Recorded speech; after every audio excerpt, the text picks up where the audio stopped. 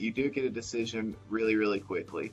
So Okay. if you pull your case from the what's called now the Legacies appeals process, that's the traditional process that we're still using now. They haven't switched out of that yet. If you pull it from there, then you get a decision in somewhere between, I believe, 90 to 120 days. I think 120 days is the max in terms of the longest you really have to wait. And then you get a new decision. But there's always, like I said, pitfalls that come along with that. And so what we're really seeing is they're getting a lot of decisions out quickly, like they say, but there are a lot of denials that are being put out quickly. There's not a lot of people who are getting grants that we've really heard of through the RAMP program. It seems like it's been a way for them to expeditiously deny a lot of Oh, claims.